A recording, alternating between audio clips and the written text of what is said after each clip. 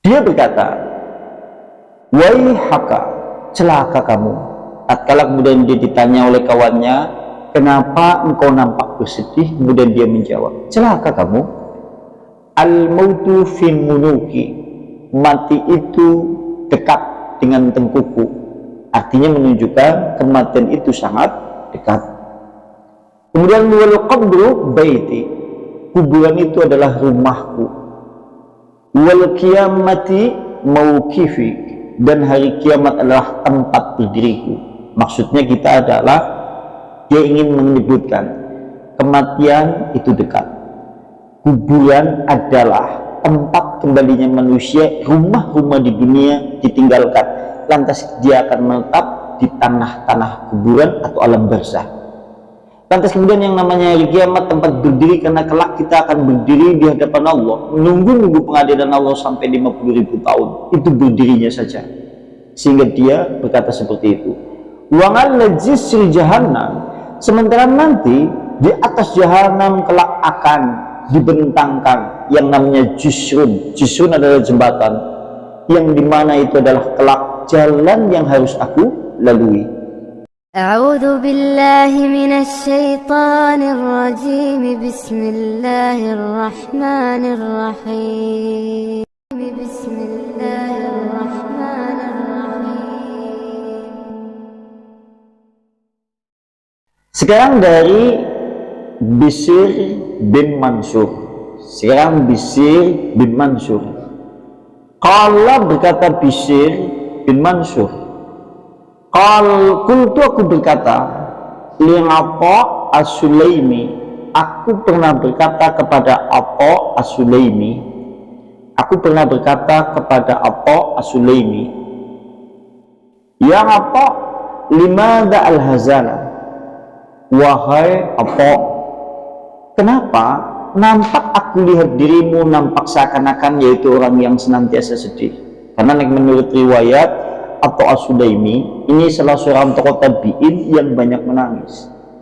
Di jalan dia menangis, di pasar dia menangis, di masjid dia menangis, sedang sholat dia menangis, sedang baca Al-Quran dia menangis, bahkan istrinya tatkala makan dengannya dia pun menangis, sampai istrinya ikut menangis, sampai istrinya kemudian berkata, aku semenjak menikah denganmu belum pernah kemudian aku melihat wajahmu kecuali dalam keadaan senantiasa bersedih. Apa sesungguhnya yang membuat engkau senantiasa bersedih? Kemudian dia berkata, dunia, kalau seandainya kemudian kita pikir-pikir, petak bahagianya di manakah dunia itu? Sebagaimana dulu pernah disinggung di bab sebelumnya, dunia bagi orang beriman, petak bahagianya nanti kan mana? Kita hidup di dalam kehidupan dunia diancam dengan neraka, semua bentuk perbuatannya. Kalaupun ada nikmat-nikmat yang ada di dunia, nanti kemudian juga kelak akan dimintai pertanggungjawaban.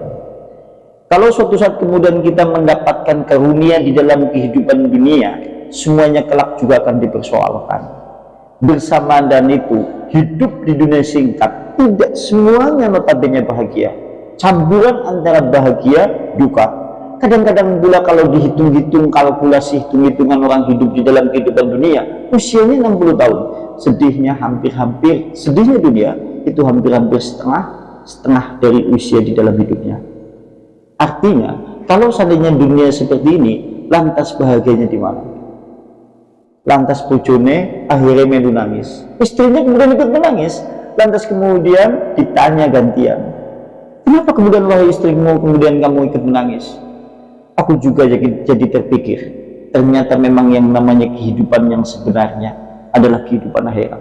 Jangan sampai hidup di dalam kehidupan dunia yang singkat tapi membawa dampak sengsara, kecelakaan yang selama-lamanya. Mulanya yaitu Atha as-Sulaimi ini adalah salah seorang ulama yang banyak sedihnya. Kalau kita mungkin dolankan di Atha as-Sulaimi, sedih terus ya, nggak bisa buyung-buyung, dia seperti itu coba. Lantas dia berkata, waihaka, celaka kamu. Tatkala kemudian dia ditanya oleh kawannya, kenapa engkau nampak bersedih? Kemudian dia menjawab, celaka kamu. Al-mautu fi munuki, mati itu dekat dengan tengkuku, artinya menunjukkan kematian itu sangat dekat. Kemudian wal qabru baiti, kuburan itu adalah rumahku. Wal qiyamati mauqifi, dan hari kiamat adalah tempat berdiriku. Maksudnya kita adalah, dia ingin menyebutkan kematian itu dekat, kuburan adalah tempat kembalinya manusia, rumah-rumah di dunia ditinggalkan, lantas dia akan menetap di tanah-tanah kuburan atau alam barzah. Lantas kemudian yang namanya hari kiamat, tempat berdiri, karena kelak kita akan berdiri di hadapan Allah, menunggu pengadilan Allah sampai 50.000 tahun, itu berdirinya saja. Sehingga dia berkata seperti itu. Wa 'ala jisri jahannam, sementara nanti di atas jahanam kelak akan dibentangkan yang namanya jisrun. Jisrun adalah jembatan, yang dimana itu adalah kelak jalan yang harus aku lalui. Dan manusia, kalau kita berbicara masalah jembatan sirat itu adalah jembatan yang diletakkan di atas neraka jahanam. Lantas kemudian di penghujung jembatan tersebut terdapat al-qamtarah, itu jembatan yang menghampiri surga atau penghujung dari jembatan sirat. Manusia semuanya pasti, yang beriman tidak beriman, bersujud ataupun tidak bersujud, menyembah ataupun tidak menyembah, ahli taklim ataupun yang tidak, pasti akan melewati jembatan itu. Sehingga ada ayat Al-Quran yang mengisyaratkan terhadap permasalahan adanya jembatan sirat, yaitu surat Maryam. Wa in minkum illa wa ma minkum illa waridduha, dan tidaklah dari kalian semuanya kecuali pasti mendatangi neraka, dan tidaklah dari kita semuanya pasti akan mendatangi neraka.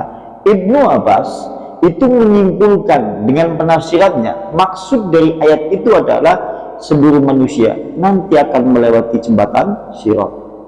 Kita pasti akan melewati jembatan sirat, jembatan yang dibentangkan di atas neraka jahanam. Bahkan bahasa yang sering disimpulkan oleh ulama-ulama terdahulu dan kita mengetahui, lebih halus daripada rambut, lebih tajam daripada pedang. Dan kita semuanya akan melewati, sehingga ada yang melewati seperti kilat, ada yang melewati seperti angin, ada yang melewati seperti naik kendaraan kuda yang cepat, ada yang jalannya merangkak, ada sebagian yang bergelantungan, sebagian yang lain tubuhnya sudah terbakar, ada sebagian yang kemudian jatuh menuju jahanam, lantas kemudian dia terkoyak, dan untuk jatuhnya makan waktu 70 tahun ke jembatan sirat. Dan di dalam jembatan tersebut itu terdapat khototif. Khototif itu adalah, kalau dalam bahasa Arab, khototif ke besi yang biasa digunakan untuk mencincang daging di pasar-pasar. Kayak sampean suatu saat dalam daging sing gede-gede kan digantung dengan besi. Nah, kayak jenengannya khototif. Jadi di jembatan sirat tersebut terdapat khototif, besi-besi pengait yang menyambar. Jadi banyak besi-besi pengait yang menyambar. Kemudian dahdun mazilatun, jembatan sirat itu adalah jembatan yang licin, menggelincirkan. Kalau dalam bahasa kita, dahdun mazilatun artinya tempat licin, menggelincirkan. Jika jatuh, maka posisi kepala di bawah. Sampean nek menamakan, kalau menamakan tempat yang sangat licin, jika orang yang jatuh di tempat itu lantas menjadi kebalik, kepalanya di bawah, bahasa kita apa?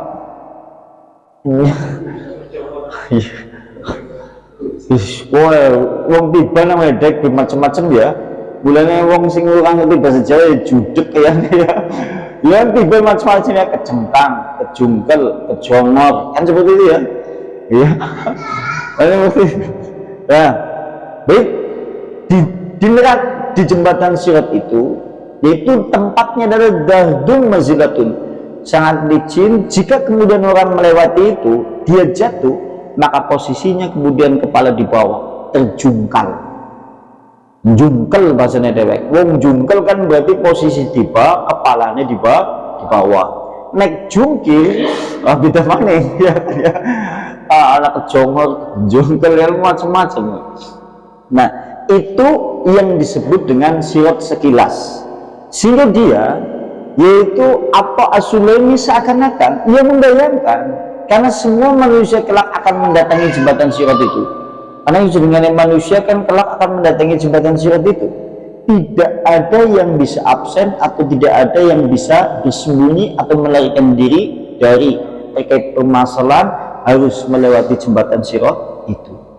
Maka kemudian dia berkata, wa 'ala jisri jahannama tariqi, sungguhnya jembatan yang di atas neraka jahanam itu kelak menjadi jalanku yang aku harus lalui. Kemudian wa rabbi la adri, dan sungguh demi Allah aku tidak mengetahui ma yasna'u bi, nanti Allah seakan berbuat apa kepadaku. Summa tanaffasa, kemudian dia menghela nafas yang panjang, lantas kemudian dia jatuh pingsan. Dia yaitu Daud, yaitu Atta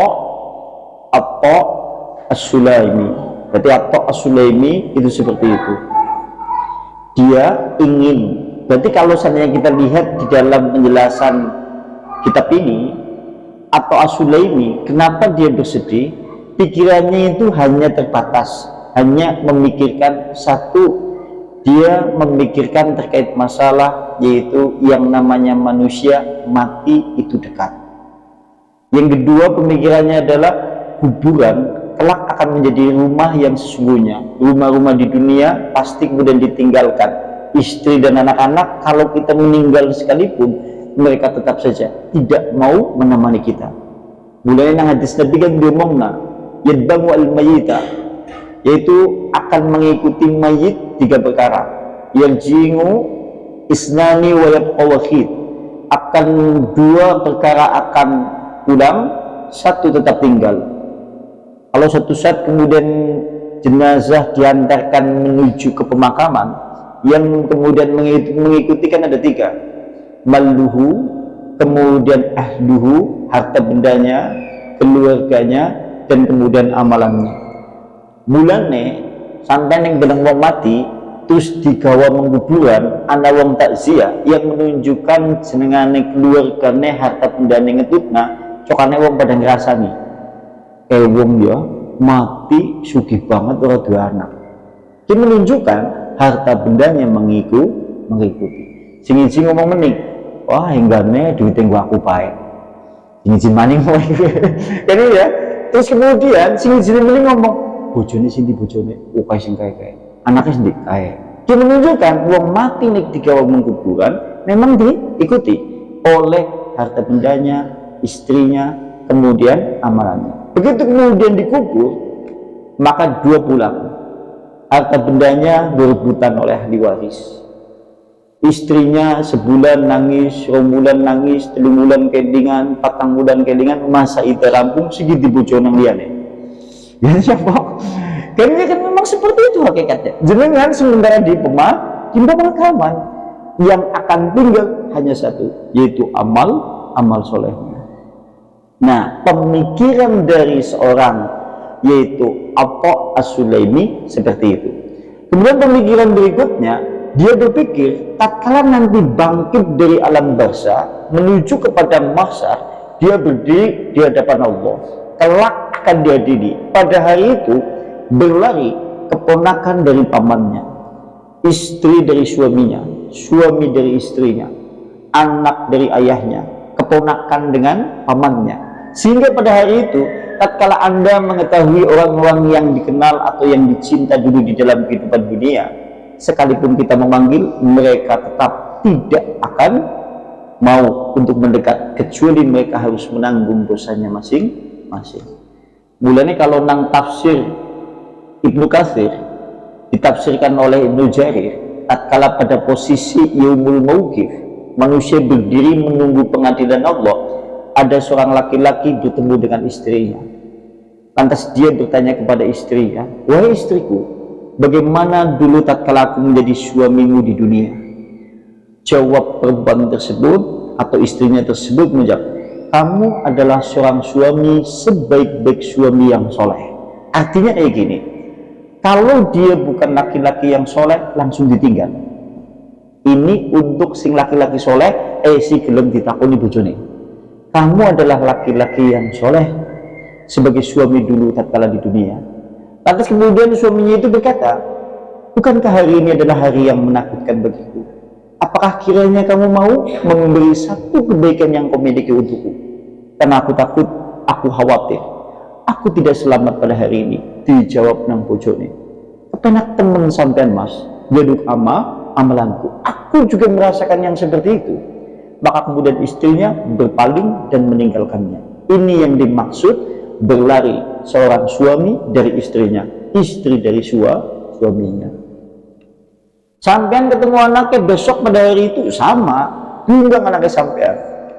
Begitu medok, itu sampean takut. Bagaimana menurutmu wahai anakku dulu tatkala di dalam kehidupan dunia? Apakah aku adalah seorang ayah yang baik? Dijawab oleh anaknya, wahai ayah, kamu adalah seorang kepala keluarga sebagai ayah, sebaik-baik sebagai ayah dulu di dalam kehidupan dunia. Artinya, kalau dia bukan ayah yang baik, anaknya langsung lunga. Maksud dari kalimat yaitu tatkala berlari seorang ayah dari anaknya, anak dari ayahnya. Sama, tatkala seperti itu kemudian ayahnya itu berkata, bagaimana kalau seandainya engkau memiliki satu kebaikan diberikan untukku? Maka aku takut kalau seandainya hari ini aku tidak selamat. Dijawab anaknya, kepenak temen sampean pak, aku juga merasakan yang sama. Aku takut seandainya hari ini aku tidak selamat. Lantas kemudian dia berpaling dan meninggalkannya, dan seterusnya. Makanya pada hari itu manusia mengalami kekhawatiran, ketakutan yang tidak pernah dirasakan dulu di dalam kehidupan dunia. Sampai-sampai berlari seorang ayah dari anaknya, anak dari ayahnya, istri dengan suaminya, suami dengan istrinya, paman dengan keponakannya, atau seakan-akan ikatan dulu di dalam kehidupan dunia antara orang-orang tercinta terputus pada hari itu. Begitu juga nanti sama tatkala panjenengan ketemu kami kancane, wah ketemu kami abu misalnya, bukan ibu abu medak keberebu, menurutku aku mulai jadi kancan benang dunia. Dijawab nang abu, sampean sungguh sebagai teman sebaik-baik teman dulu di dunia. Artinya kalau dia bukan teman yang baik, tinggal langsung. Itu maksudnya besok juga akan seperti itu. Nah, pemikiran dari seorang yaitu Atha As-Sulaimi, dia memikirkan itu setiap harinya. Jadi pikirannya mau mati, kuburan, kemudian sampai hari kiamat tatkala ia berdiri di hadapan Allah. Dan dia juga wa'ala jisri jahanam, dia juga memikirkan yaitu sirat, bagaimana kemudian manusia harus melewati jembatan sirat. Makanya di dalam kehidupannya dia senantiasa bersedih karena dia dihantui oleh pikiran-pikiran yang seperti itu. Di pasar dia menangis, di rumah dia menangis, sedang sujud dia menangis, lagi sholat dia menangis, tatkala kemudian dia baca Al-Quran dia menangis. Dewek mulai nangis kapan? Langka. Nah, kalaupun nangis, nangisnya itu karena perkara permasalahan akhirat, tapi nangis karena permasalahan dunia. Panen gagal, waduh mulai sambat nganti nangis. Sholatnya menemukan rajin, aslinya jadinya nangis di dunia. Dia keneknya jadinya kan? Iya kan gitu kan? Kita seakan-akan seperti itu. Aslinya janjiannya nek dewek nangis, kita seakan-akan muatan dunia. Itu muatan karena cinta kepada kehidupan akhirat. Lantas satu lagi ini, Ja'far bin Sulaiman, dia berkata, Sami'tu Sumaid, aku telah mendengar Sumaid yaqulu, dia berkata itu Sumaid, man jangalal mauta, barang siapa yang menjadikan kematian nusbangainihi, itu dekat di pelupuk matanya. Barang siapa yang menjadikan kematian itu dekat, yaitu sedekat-dekatnya dengan pelupuk matanya, lam yubali bidaiki dunya, maka dia tidak akan pernah peduli dengan segala kesempitan dunia, dan juga tidak pernah akan peduli pula wala bi syamatiha, dengan segala keluasan dunia. Kata dia, yang namanya manusia, jika kemudian dia sudah sangat-sangat ingat kepada mati, seakan-akan kemudian kematian itu di pelupuk matanya, maka dia sudah tidak peduli lagi dengan sempitnya kesusahan dunia ataupun luasnya dunia. Kalau kita masih terikat dengan luasnya dunia dan sempitnya dunia, dan terkadang-kadang kita sering terpengaruh, iman itu dipengaruhi oleh hal yang seperti itu. Tatkala sempit dunia, kadang-kadang ada manusia yang tambah mendekat kepada Allah, nampak sujudnya khusyuk, dia berdoa kepada Allah juga sungguh-sungguh, dalam keadaan duduk, berdiri, dalam keadaan berbaring, seakan-akan ia menyuruh Allah, ya Allah, ya Allah, ya Allah. Nanti juga ada sebagian yang lain juga seakan-akan seperti itu. Tatkala sedang luasnya dunia, dia juga seakan-akan giat beribadah, giat untuk kemudian menyembah kepada Allah dengan sebenarnya. Tapi tatkala sebaliknya, tidak. Manusia di zaman kita hidup hari ini masih tergantung terkait permasalahan luasnya dan sempitnya dunia. Permasalahannya apa? Karena jauhnya dari mengingat kepada kematian yang mengakibatkan menunda-nunda amal soleh. Bukti contoh logikane, sampean nek miliki wong garep mati, ditawani duit sepira-pira ora bakal gelem. Ya iya, jajal sing ngomong ya iya kae, wong juga gelem eling-eling. Iya, karena ini menunjukkan bahwa kalau orang memang betul-betul menjadikan mati itu dekat dengan pelupuk matanya, maka dia tidak terpengaruh sisi keimanannya, baik dengan sempitnya ataupun luasnya dunia. Artinya, kalau iman manusia masih dipengaruhi oleh sempitnya dunia dan luasnya dunia, maka jangan-jangan iman yang seperti itu bukan karena keimanan kepada akhirat, tapi iman kepada dunia. Sing dikhawatirnya kan itu mulanya anak nang bab Kitabatul Majid, yaitu amalan syirik karena beramal kebaikan untuk tujuan dunia. Mulanya nang bab tauhid disebutkan seperti itu. Jangan-jangan direct sini coba. Naudzubillahi min dzalik. Ini naudzubillahi min dzalik. Ini menurut perkataan yaitu Syumah. Kemudian berikutnya satu lagi. Imam Ad-Daqqa ini sudah pernah ya di kitab yang lain. Imam Ad-Daqqa menyebutkan, man aksara bidzikril mauti ukrima bisalasah. Barang siapa yang mengingat kematian akan dianugerahkan 3 perkara. Kalau manusia banyak mengingat mati, maka akan dianugerahkan 3 perkara. 1, takjilu taubah, yaitu bersegera untuk bertobat kepada Allah. Sampai dengan mati, tanda tetengere, ciri-cirinya, alamatnya adalah banyak-banyak bertobat dan mohon ampun kepada Allah. Kalau dalam bilangan hari-hari Anda, tatkala malam nanti, astagfirullah, ya Allah ampunilah dosa-dosaku, ciri-ciri orang yang bertobat. Yang kedua, nasa'atul ibadah, rajin beribadah. Semakin rajin di dalam kapasitas beribadah, maka semakin tinggi pula ingatan dia terhadap kematian. Semakin malas di dalam beribadah, semakin tipis pula keyakinan kepada kematian atau ingat kepada mati. Dewek nek semakin tinggi nguneke dengan mati, maka tandanya, ciri-cirinya segera beribadah. Nyesuk subuh mangkat kasih dewek. Karena wis ngeding-ngeding bok dalam yang mati. Lantas tatkala kemudian setelah sholat subuh dia berzikir di masjid, zikir setelah sholat. Setelah pulang kemudian dia zikir pagi. Zikir pagi kemudian dia rindu dengan sholat duha. Karena dia ingat betul, jangan-jangan sebentar lagi mati.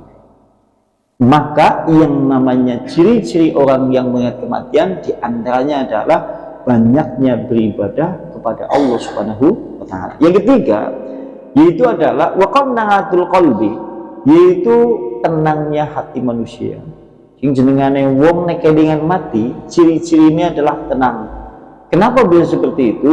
Karena musibah apa saja yang akan terjadi di dunia itu kecil dibandingkan dari musibah kematian. Kalau suatu saat manusia mati tanpa membawa iman, ini musibah yang sangat besar. Kalau manusia kemudian berpulang kembali kepada Allah dalam keadaan dia berbuat maksiat, ini musibah yang sangat besar. Karena dampaknya kehidupan di dalam neraka sengsara yang selama-lamanya. Maka yang namanya musibah kematian adalah musibah yang paling besar. Sehingga ingat mati menjadikan manusia jiwa dan hatinya tenang.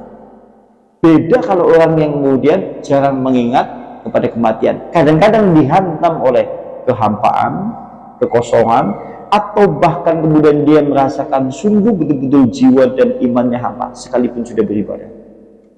Sekalipun dia wis beribadah tapi tetap dalam keadaan hampa. Permasalahannya apa? Ingatan kepada mati tidak tinggi. Sebaliknya, barang siapa yang lupa kepada kematian maka akan diazab oleh Allah 3 perkara.